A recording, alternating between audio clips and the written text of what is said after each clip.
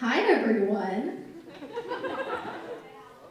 Hey, I just want to start off by saying I don't want kids.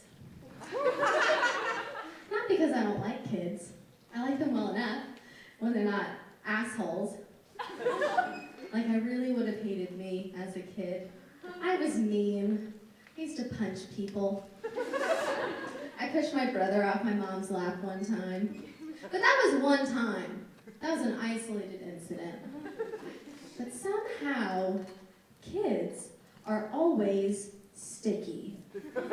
And you always see moms wiping kids' hands, and it does nothing. You can be playing with whatever the kid's playing with, and you're fine, and then they touch it, and it's slime everywhere.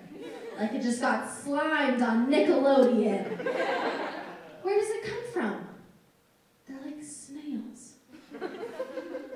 But old people, they always tell me, and they get up really close, and they hold on to my sleeve, and they say, "You'll want kids when you're older." Especially old men. Men! You, sir, were never the host body to a parasite. I don't want an alien growing inside me, eating my guacamole. I paid extra for that guac. It's mine. And I especially don't want to throw it up the next morning. But the worst part about pregnancy is definitely the pregnant women posting their pregnancy progress pictures on Instagram. You've seen them. My baby's the size of a kumquat. My baby's the size of a pack of Skittles. My baby's the size of the condom that broke, but I don't care, we're so #blessed. Cool. Well, when your baby is the size of a human baby, it's gonna force its way out of you and then force you to take care of it for 18 years. Or more, in the case of my brother, and many youths of America. So no, I don't want kids. I love my mom, though. Love you, Mom. She's not dead, she's just in California. I love my mom, but she's crazy. Tracy Ubalde, 5'3", blonde hair, blue-eyed gem of a human, sends literal pounds of chocolate across the country for me and my friends. Love her, but she's crazy. She has a dark secret. Tracy J. Ubalde has a criminal past. When she was 18, she moved to D.C., where she lived and worked for a year as an au pair, illegally. She got spooked when one of her friends got deported, so she moved back to England. But she was back in D.C. before long, because nothing can stop Tracy. The law can't stop Tracy. And then she was back in England, and then 2 weeks in Italy. Why only 2 weeks? Because she didn't get along with the family she was working for. She didn't want to learn Italian, and they spoke English, but they wanted to speak Italian, because they're Italian. And they live in Italy. So they didn't get along. So what does my mom do? After 2 weeks, she packs her bags and waits for night to fall. And then she steals some of their shoes. Because, of course, you're going to steal some Italian shoes. You're crazy if you don't. So she packs her bags, steals her shoes, and then she escapes under the veil of midnight. And she goes back to England, and then back to D.C. But this time was different. This time, she met my dad, who is conveniently an American citizen. Really quick, she did apply for her green card and she was accepted, but that's not how she got it. Technically, my parents have a green card marriage. They did a lot to make it seem real, though. Like stay together and have 2 kids. They really committed to that bit. I'm really proud of them. Yeah. That's the end of my mom's life of crime. Pretty short-lived, but really intense. Like, she could have been deported and never allowed back into the States. And then where would I be? Probably some British white kid who's angry that her family voted to leave the EU.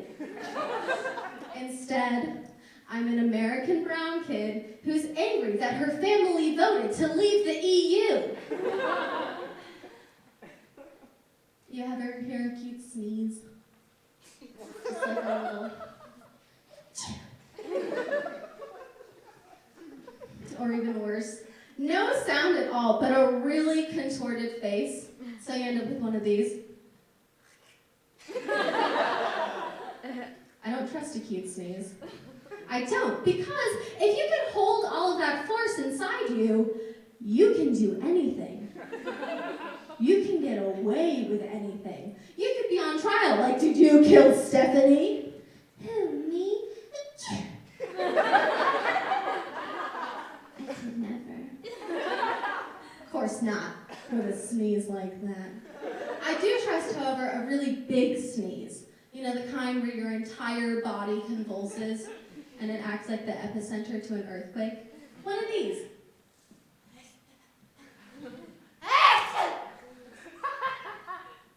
Thanks, Albert. Fuck a cute sneeze. That's what I gotta say about that. My dad and I are really similar. As I continue to not die, I notice more and more ways that I am like my dad. I think we have the same sense of humor. Friendly asshole is what I call it. He's a little more friendly. I'm a little more asshole. We balance each other out. Or, okay, this is a little bit embarrassing, but I'm gonna tell you.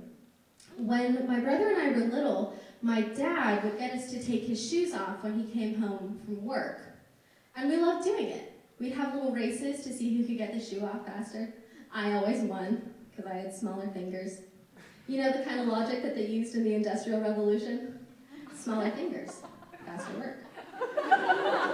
I always won, I always got the shoe off first. But once we got the shoes off, my dad would tell us, smell my shoes.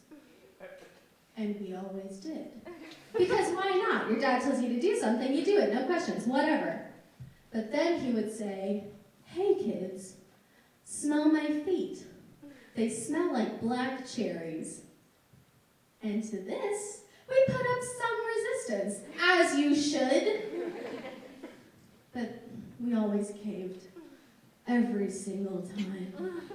And we wouldn't just sniff his foot, we'd put it in our face, put his toes between our between our nose, you know?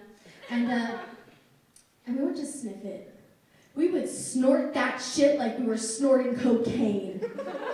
And they never smelled like black cherries. But the reason I'm telling you this fun little anecdote is because the cycle of abuse continues. No, he does not continue to make us smell his feet. I do it now to my dog. I go up to him, I put my foot in his face, I'm like, Oreo, smell my foot. It smells like black cherries. He loves it though. You learn from what you see. You really do. You do. But we're also different, my dad and I. For example, he's a Catholic Republican, and I'm pretty free-floating, politically speaking. And I would say that I'm spiritual, but I'm not religious. I never really got Mass. Never understood why we had to eat the body and blood of Christ. But really, it's just stale bread and wine. Obviously, I have no qualms with wine anymore, but I did when I was 8. We're also different when it comes to our hygiene, specifically our wiping routines. And I know it's weird that I know what my dad does to wipe his asshole, but just bear with me. Me first, I use toilet paper. Okay, now my dad. My dad will do anything to not refill the toilet paper in his bathroom. And he grew up in the Philippines where he didn't really have a lot, so he just used whatever was around the house. So if he sees a roll of paper towel, he'll use that. He got really into baby wipes for a time. And as things go, they run out. So he finds the next best thing. Clorox bleach wipes. Obviously, I confronted the man. He was painting in his studio, and I bust in like, Dad, and I put down the roll of Clorox bleach wipes. I'm like, Dad, listen. I watch a lot of RuPaul's Drag Race, so I know some things. And there are easier ways to bleach your asshole. And he looks up from his painting and just like shrugs. He goes, I know. I just like the tingly feeling. So we're different. You know those mornings when you wake up and you regret every single thing that you have ever done to get you to that exact moment in time? Like maybe you got a little too drunk the night before and you wake up and you're like, what did I do last night? But you didn't do anything. Drunk you, however, did the most. So you wake up hungover and regretful. You all know, you're in college. I woke up one morning this semester. I wasn't hungover, but I was regretful because I woke up and my jaw had locked wide open. Like this. I don't know what I did in my sleep to wake up like that. But I took action immediately. Like any good millennial, I FaceTimed my best friend rather than calling my mom, who is a nurse and also happened to be in New York at the time. So I FaceTime my best friend, and he tells me to do 3 things. Call my stage manager, go to the hospital, call my mom. I did 2 of those things. I didn't call my mom. Once I get to the hospital, about 12 nurses ask me, how did this happen? And I respond to each and every one of them, I don't know. Only one person took a guess as to what had happened, and that was the 7-foot-tall wall of a human being, medical student Brian, who was treating me. Brian asked me, were you drinking or using fun drugs? No. And then he said, well, there are worse ways this could have happened.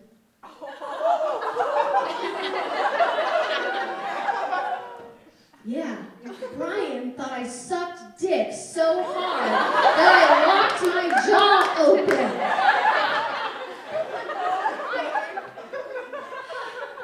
Anyway, he shoves a needle in my arm, but no drugs, and my mom is on her way because she called. She was like, hey babe, wanna go get some breakfast? And I said, I love you, but I'm in the ER. So she's on her way.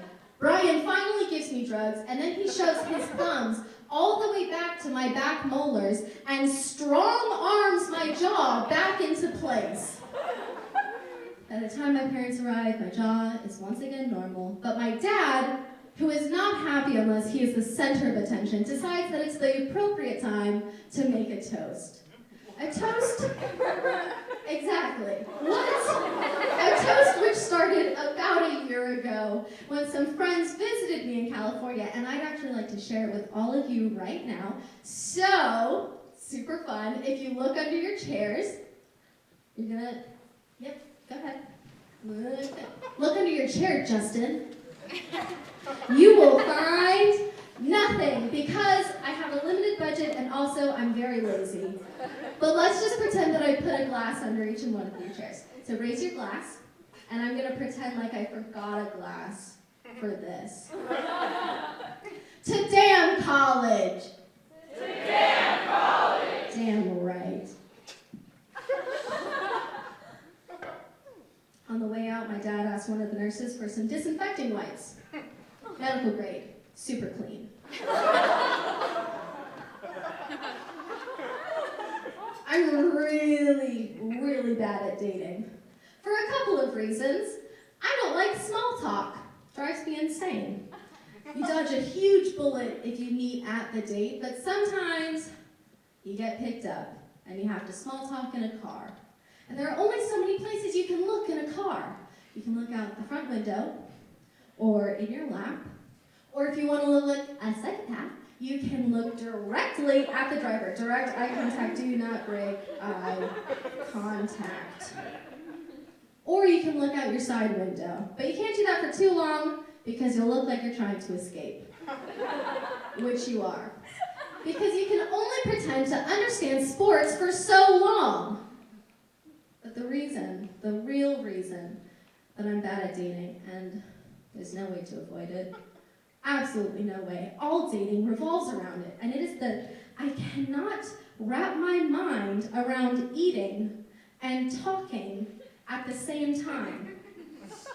It's a simple enough solution. I eat while they talk, and then they eat while I talk, and we keep switching off like this throughout the night. But it's easier said than done, especially because if you put food in front of me, I'm gonna eat it.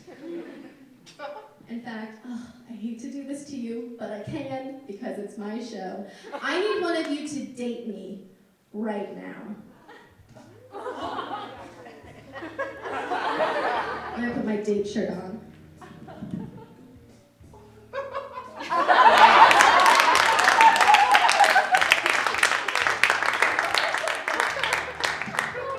That's what a quick change looks like, kids.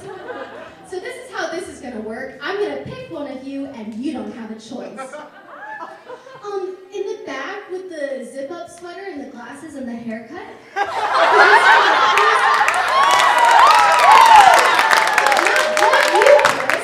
Not you, your lovely date right now. David, stand up.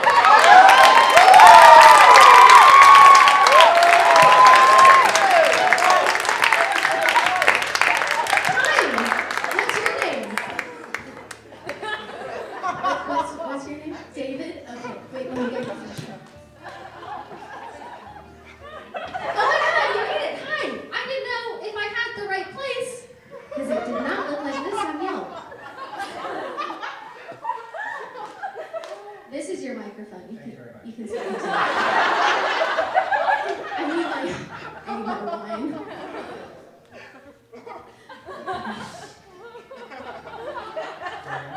Nope. It's very possible that I had mono this semester.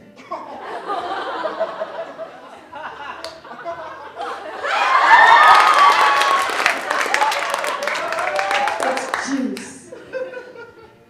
I hope you don't mind. I've actually been waiting here a while, so I ordered an appetizer for me. Awesome. What'd you get? Well, it's on its way out, actually.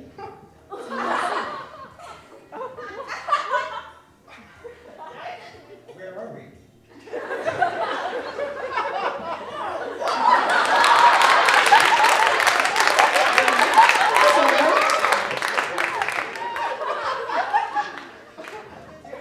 I think the kitchen closed.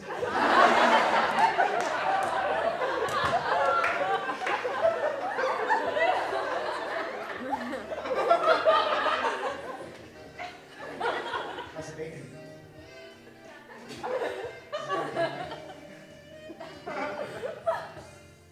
Yep.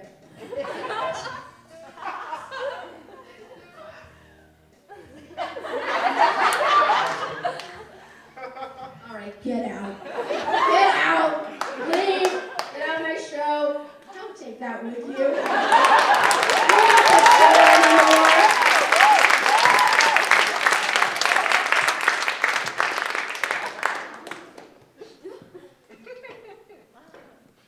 Do you like movies, David? Yeah, Yeah, I love movies, so it probably wouldn't have worked out anyway. I love movies, especially really bad movies. Like for a time, my Netflix suggested movies were all ABC Family movies. And I had already seen all of them. But my favorite movie is definitely Fired Up. And it's a shameless love. I love it so much. In fact, I think it's safe to say that I'm obsessed with the movie Fired Up. I know everything about it. I know all the IMDb trivia. I know all the editing errors. For example, when Nick and Sean first get to cheer camp, the film is mirrored, and you can tell because the door on the bus is on the wrong side. Wacky. Yeah, I love it so much. I can actually recite the entire first scene, music cues, lines, obviously, camera angles, by heart. I won't do it now. I won't.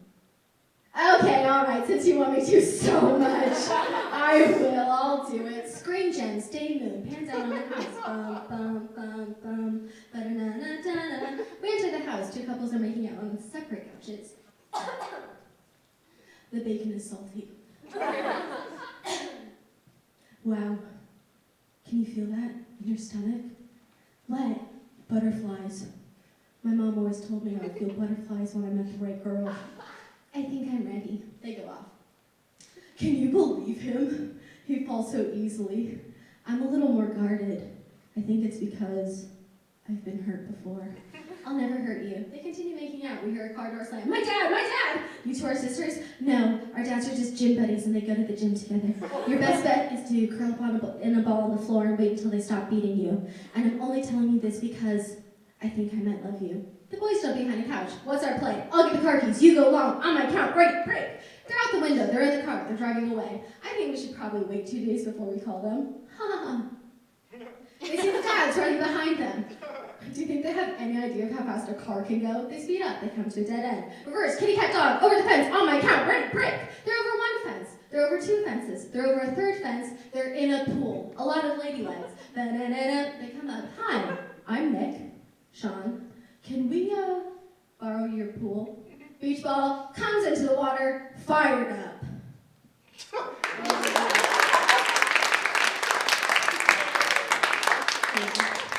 I love it so much, I almost made a really big life decision because of Fired Up. I almost went to a different college. Shocking! I almost went to Occidental College for a few reasons. The colors of Gerald R. Ford High, the high school in Fired Up, are orange, black, and gray. The colors for Occidental College, orange, black, and gray. The mascot in Fired Up, a tiger. The mascot at Oxy, also a tiger. And exactly one scene was filmed at Occidental College. So I was ready. I was set. I was going to go there. It was going to be amazing. And I had this fantasy that I would be at a football game, quoting Fired Up, as one does, and some amazing guy would come up to me and be like, were you just quoting Fired Up? And I'd be like, yeah. And then we'd fall in love and get married and not have kids. Thank you, everyone.